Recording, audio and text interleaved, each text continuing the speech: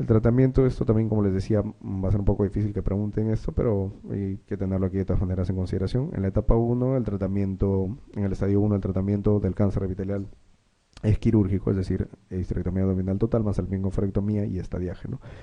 Lo que se refiere a estadiaje, hablamos de las linfadenectomías, ¿no? Aquí en este tipo de cirugías de cáncer de ovario, en los epiteliales, la linfadenectomía es pélvica y aórtica, ¿no? Entonces esa disección de todo lo que son los ganglios pélvicos y aórticos, ¿no?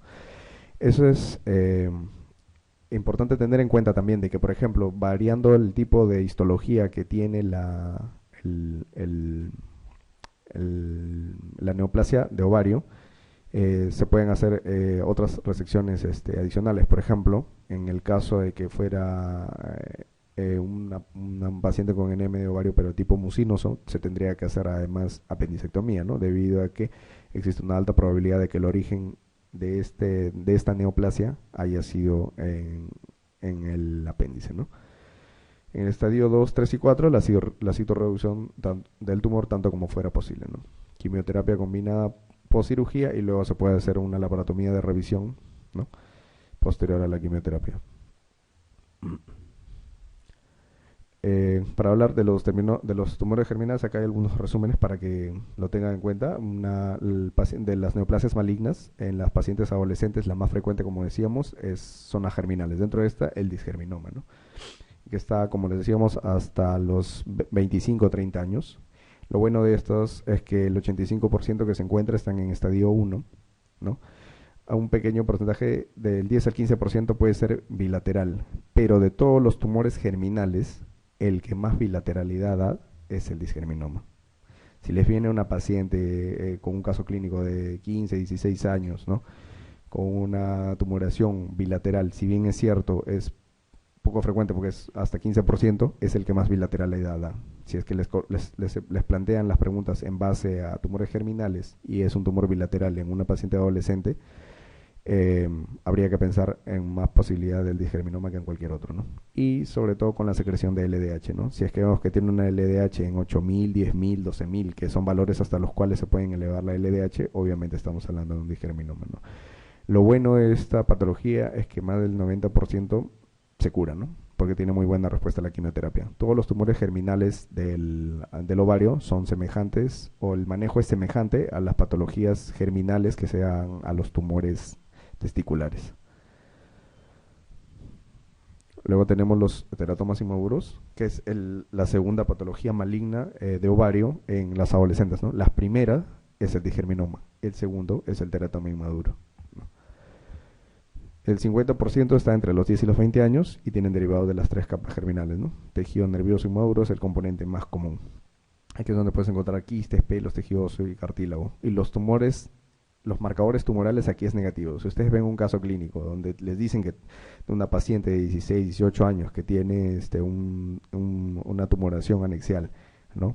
Que todos los marcadores son negativos. Los marcadores, por ejemplo, de LDH para disgerminoma es negativo. Si los marcadores de tipo carcinoma embrionario o de seno endodérmico AFP, HCG son negativos, ¿no?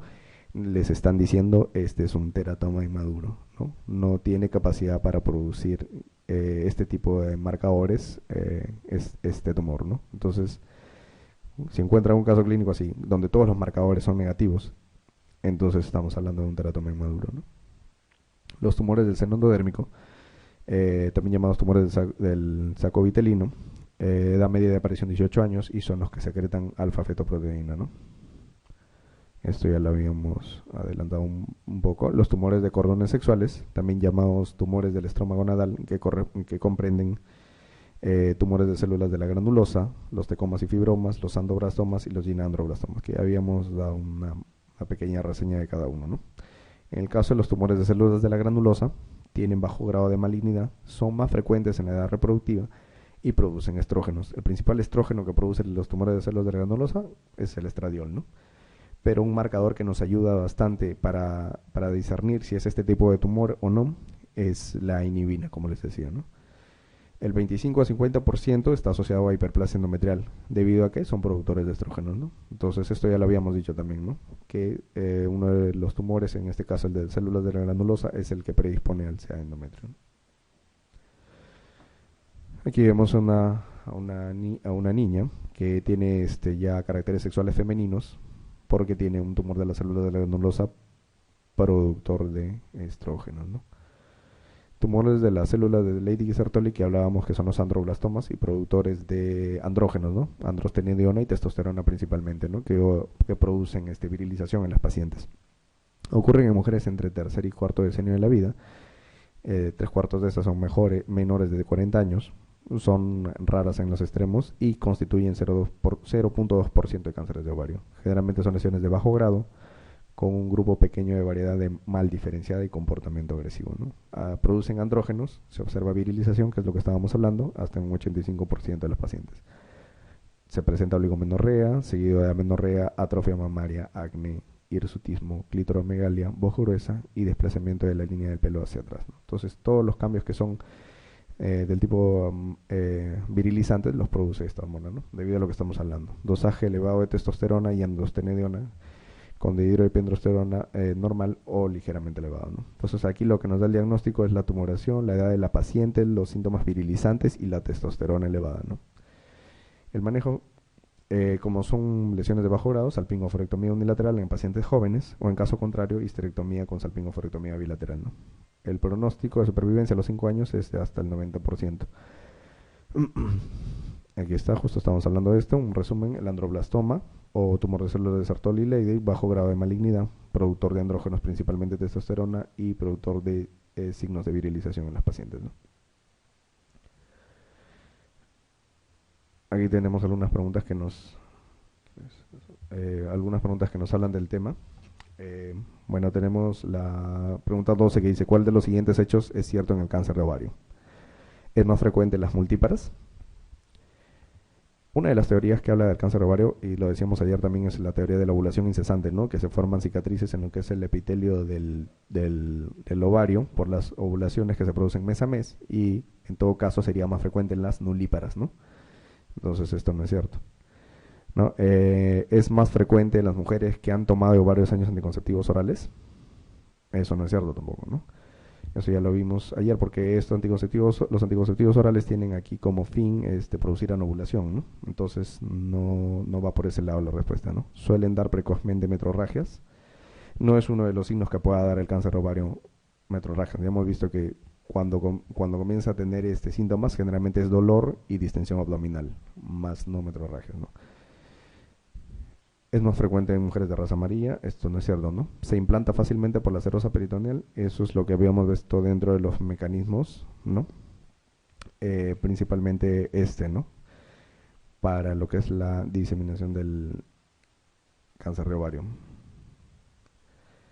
Una mujer de 52 años ha sido diagnosticada con un carcinoma de ovario seroso que ha resultado inoperable por extensión abdominal masiva. La conducta a seguir más adecuada en este caso es cuidados paliativos, radioterapia abdominal, quimioterapia, progestágenos, antiestrogénicos. Bueno, en los casos en los que la paciente tenga criterios de irresecabilidad, como es el caso, ¿no? Los criterios de irresecabilidad para una paciente son tumores que tienen paciente con asitis masiva, pacientes que tengan compromiso o metástasis hepática, pacientes que tengan metástasis al diafragma, ¿no? Son pacientes que no tienen condiciones para una cirugía, una citorreducción. Lo que se puede hacer en este caso es la quimioterapia, ¿no? En los casos de las pacientes con cáncer de ovario, el eje del tratamiento quimioterápico es el platino, ¿no? En la actualidad, el carboplatino, ¿no? El carboplatino es el eje de los tratamientos quimioterápicos en las pacientes con neoplasia de ovario, ¿no? El platino.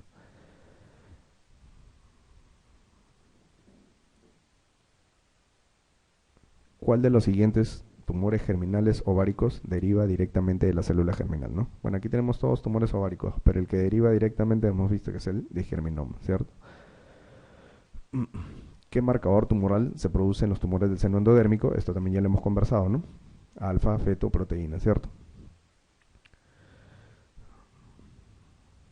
En este caso, la fosfatasa alcalina placentaria, o el PALP, es producido, además de la LDH, por el disgerminoma, ¿Ya?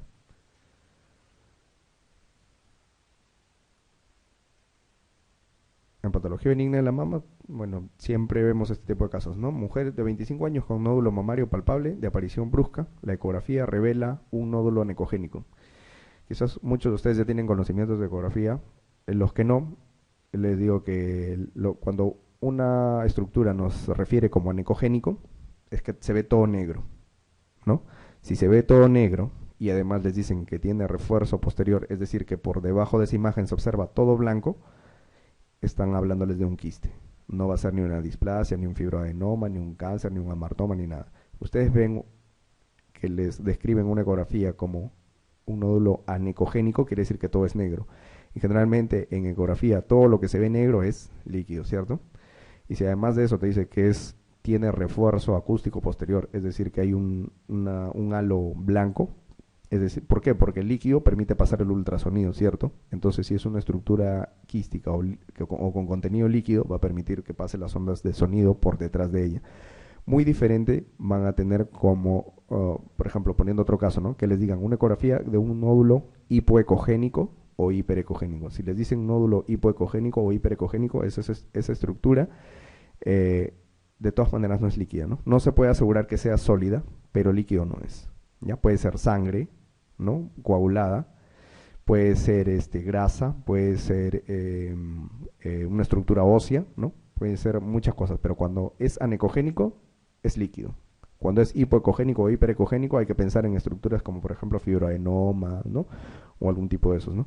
Y si dice que en lugar de refuerzo posterior hay sombra acústica, es decir, en lugar de verlo negro por detrás de la tumoración, se ve, perdón, en lugar de verlo blanco detrás de la tumoración, se ve toda una sombra negra, nos está hablando de una estructura sólida que no permite que pasen los haces de ultrasonido, ¿no? Entonces, tener en cuenta nódulo anecogénico con refuerzo acústico posterior, igual quiste, ¿no?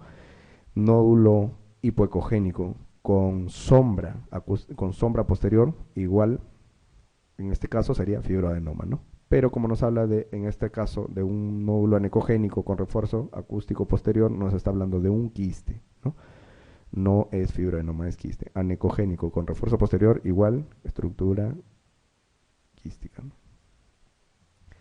Ante una mujer de 20 años que presenta una tumoración de 2 centímetros de diámetro en el cuadrante inferior externo de la mama derecha, indolora, de consistencia firme, superficie lisa, forma ovoide, móvil y bien delimitada del parénquima vecino, sin antecedentes de derrame, dice aquí, por el pezón, me imagino secreción, sin piel de naranja, ni retracción del pezón. ¿Cuál sería su diagnóstico en esta paciente a esta edad, sin ningún dato clínico que pueda hacernos pensar en neoplasia? La respuesta que siempre viene, que toda la vida va a ser, es fibroadenoma, ¿cierto? Entonces, esto si les vienen no pueden fallar, pues, ¿no? Estas respuestas siempre vienen las mismas, ¿no? Una mujer de 21 años acude por presentar tumoración no dolorosa, 1 centímetro, móvil, lisa, sin fijación. Siempre es interesante esto, ¿no? Que sea móvil, que no esté fija a planos profundos, que sea bien delimitada, ¿no? En el cuadrante superior externo de mama izquierda no se palpan adenopatías, indica el diagnóstico más probable en esta paciente joven con un tumor móvil, liso, no fijo a planos profundos. Estamos hablando también de un fibroadenoma, ¿no? En lo que respecta a cáncer de mama, si vamos a hacer acá un pequeño stop, nos habla de factores de riesgo. También menarca precoz, menopausia tardía, nuliparidad, todo lo que sea también influjo hormonal de tipo estrogénico, nos puede llevar a pensar como factor de riesgo para un SEA de mama, ¿no? Edad tardía de la primera gestación, no haber dado de lactar, dieta hipercalórica en base a grasas saturadas, obesidad, ¿no? Eh, y no olvidarse, por supuesto, del componente genético, ¿no? La mutación del gen BRCA1, que está en el brazo largo del cromosoma 17, no olvidarse, ¿no? Anatomía patológica. Aquí en este caso no hay que saberse esto, ni mucho menos, ¿no? Simplemente va a venir la pregunta. Tipo histológico más frecuente de cáncer de mama. Ustedes a ojos cerrados y sin perder el tiempo van a buscar carcinoma ductal infiltrante o carcinoma ductal invasivo, ¿no? Entonces en esos casos no hay duda, ¿no? Se marca de frente más hasta sin pensarlo. Lo que les quería decir en lo que respecta a la estadificación del cáncer de mama, es importante, y ustedes se van a dar cuenta que la mayoría de las preguntas cuando ustedes las revisen van a tener de que lo que varía y muchas veces les da la respuesta en el TNM del cáncer de mama es la letra T. A partir de la T ustedes van a sacar toda la respuesta, porque siempre les ponen una T diferente y las N y las M ni las toman en cuenta porque muchas veces ni ellos la saben, ¿no? Entonces, si es que viene por ahí alguna pregunta, el T1 es menos de 2 centímetros. El T2 es hasta 5 centímetros, de 2 a 5 centímetros. El T3 es por encima de 5 centímetros. Y el T4 no interesa el tamaño, pero sí que haya compromiso de la pared torácica, ¿no? Entonces, conocer el T, ustedes mismos van a ir acá a revisar las preguntas y se van a dar cuenta que la mayoría con la T van a sacar el diagnóstico, ¿no? Cuadro clínico, tumor palpable indoloro, adenopatías metastásicas palpables solamente en un 30%, ¿no? En cambios cutáneos como retracción, celulitis o ulceración, esto ya se da en cánceres avanzados, ¿ya, no? Entonces, nuevamente, y para no olvidarse, el carcinoma ductal infiltrante o carcinoma ductal in situ representa hasta el 80% de los cánceres de mama, ¿no? Nada que si les ponen ahí carcinoma ductal in situ, ¿no? El in situ será más frecuente, el uridán infiltrante, nada. El ductal infiltrante es hasta el 80%, ¿no? Entonces, de frente a eso, ¿no? Otras cosas que les pueden preguntar es esto, ¿no? El BRADS, ¿no? O Breast Imaging Report and Database System, que nos da una clasificación de las sugestivas, que son las imágenes de malignidad o de benignidad, según los hallazgos que hayan, ¿no? Ustedes no les van a describir, pues, ¿no? Que digan el BRADS, ¿no? O a lo mucho les dirán para que coloquen un BRADS negativo o normal, que ahorita vamos a ver cómo es, ¿no? La clase 0 del BRADS es una paciente que necesita más estudio. Entonces, si tú tienes una mamografía informada como BRADS 1, necesita mayores estudios. Eso es no concluyente. Es decir, no te puede decir ni que es benigno ni que es maligno, ¿no? Entonces, necesita mayor estudio. El BRADS 1 es una mamografía con resultado negativo. Es decir, no hay ni siquiera hallazgos malignos, pero tampoco hay hallazgos benignos. Es decir, en un BRADS 1 no pienses encontrar nada, ¿no? Ni hallazgos como sugestivos de fibroadenomas o de calcificaciones, ya sean espiculadas o perladas, ¿no? Multicéntricas o únicas, no vas a encontrar. Donde te hablen de una mamografía que te describen lesiones, sean benignas o sean malignas, no es BRADS 1. El BRADS 1 no hay nada, mamografía normal, negativa. El BRADS 2, la mamografía es negativa para malignidad, pero tiene hallazgos benignos, ¿no? Si te la describen como que es un hallazgo sugestivo de una calcificación benigna, ¿no? O de un proceso degenerativo en pacientes postmenopáusicas, pero te describen el hallazgo de tipo benigno, es un BRADS 2, ¿no?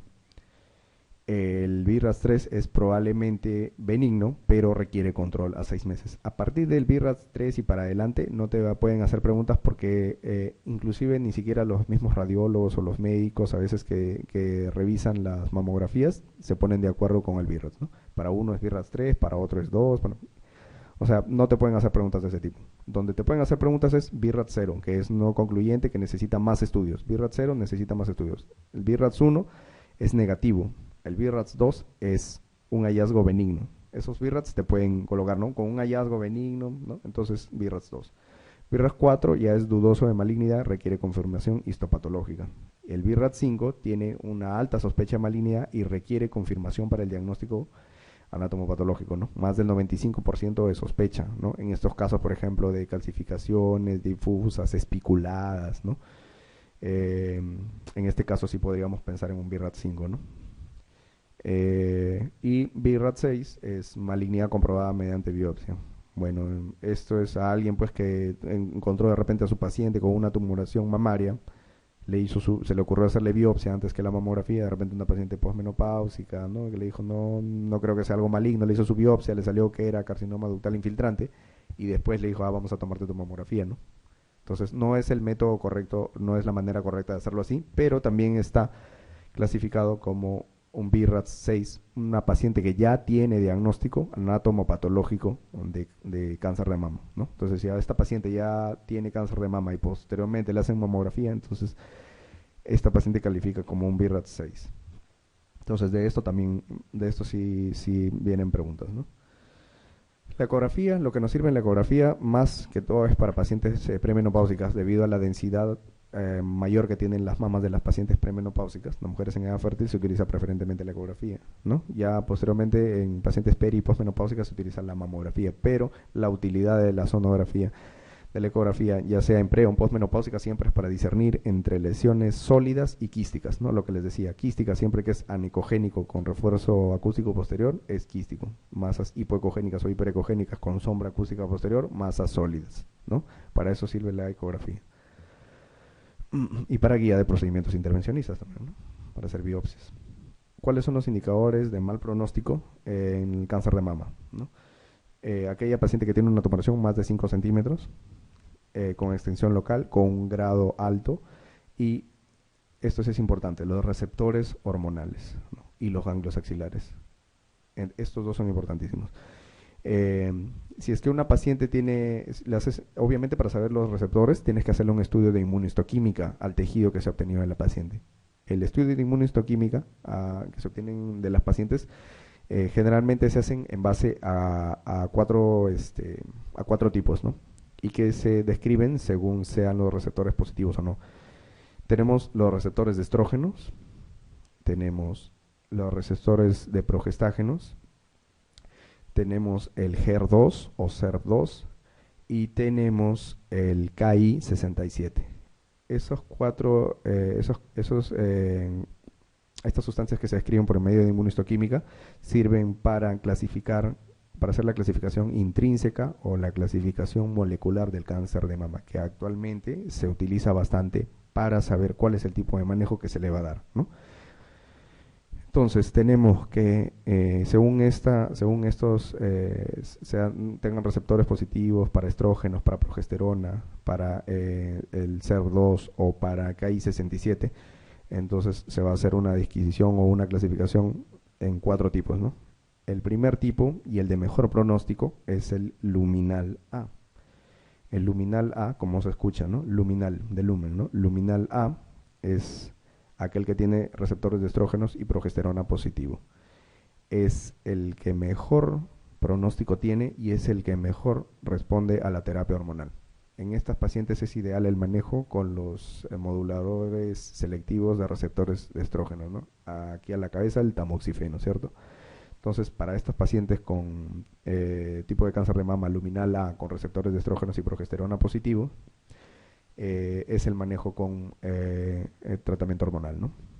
Luego está el luminal B, que también tiene receptores de estrógeno o progesterona positivo y que puede tener el HER o SER2 positivo, pero el Ki67 es menor de 14%. Entonces, son 4 los parámetros que evaluamos, ¿no? Receptores de estrógeno positivo, receptores de progesterona positivo, el HER2 es HER, que ya lo vamos a ver después, 2, y el Ki67 menor de 14%. Entonces, luminal A, receptores de estrógeno y progesterona positivo, luminal B, receptores de estrógeno y progesterona positivo, y HER2 positivo, pero con Ki67 menor de 14%. Luego tenemos el HER2 enriquecido, que es HER2 enriquecido, que de aquí lo vamos a ver, que también tiene su tratamiento específico, ¿no? Que son con anticuerpos monoclonales, en este caso el Herceptin, ¿no? Y el Ki67 mayor de 14% mayor de 14% solo se presenta en las pacientes que tienen los otros 3 receptores negativos, ¿no? Es decir, receptor de estrógeno negativo, receptor de progesterona negativo, HER2 negativo y Ki67 mayor de 14% nos da el tipo triple negativo. El triple negativo es el más agresivo, es el de peor pronóstico. Entonces, si a ustedes les viene una pregunta, ¿no? Paciente con mejor pronóstico, mejor respuesta al tratamiento hormonal, es el luminal A. porque el luminal A tiene receptores de estrógeno y progesterona positivos. El de peor pronóstico es el tipo triple negativo o basal-like. Triple negativo o basal-like, que tiene los tres receptores previos que hemos hablado negativos, es decir, no tiene receptores para estrógenos, para progesterona, para HER2, pero sí el KI67 lo tiene en más de 14%, ¿no? Generalmente 60-70%. Entonces, que estos tres estén negativos y solo el KI esté en más de 14%, nos da un tipo molecular de mal pronóstico, triple negativo, y que es el más agresivo y de peor pronóstico, ¿no?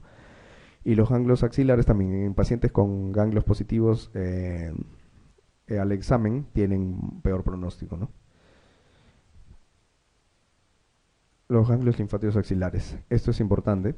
¿Por qué? Porque es el principal factor de riesgo en una enfermedad sistemática ulterior. Esta edificación imprecisa, se realiza disección de los ganglios linfáticos en dos casos, ¿no? En pacientes que tengan clínicamente ganglios linfáticos positivos o en aquellas pacientes que tengan ganglios linfáticos negativos, pero a quienes se les realiza la detección del ganglio centinela y salgan positivos en AP para metástasis linfática, ¿no?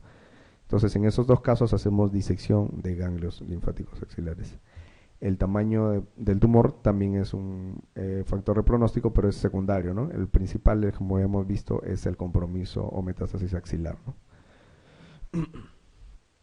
Los receptores esteroideos, justo de esto estábamos hablando, tumores de receptores estrógeno positivos son menos agresivos que los tumores con receptores estrogénicos negativos en la fase inicial, ¿no? Entonces, a la cabeza acá hablamos del luminal A, ¿no? El que tiene 3 cruces de positividad para receptores de estrógenos y progesterona.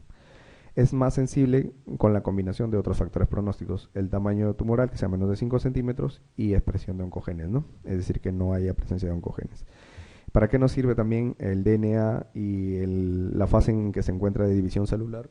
Las células neoplásicas, es que la tasa de proliferación se puede determinar por el estudio del porcentaje de las células en la fase del ciclo celular relacionada con la síntesis de DNA, es decir, fase S, ¿no? Y mayormente son cánceres aneuploides, que ya hemos visto cuál es un pronóstico también. Factores de riesgo auxiliares, tenemos, ya hemos hablado acá, ¿no? Esto es lo que les hablaba, el HER2 por si alguno no lo conocía y por si lo conocen para que lo recuerden, el P53 y principalmente los que están más relacionados, los BRAC, ¿no? Principalmente el BRAC1, no olvidar que está en el brazo largo del cromosoma 17, ¿no? Y que también tiene relación con cáncer de ovario, ¿no?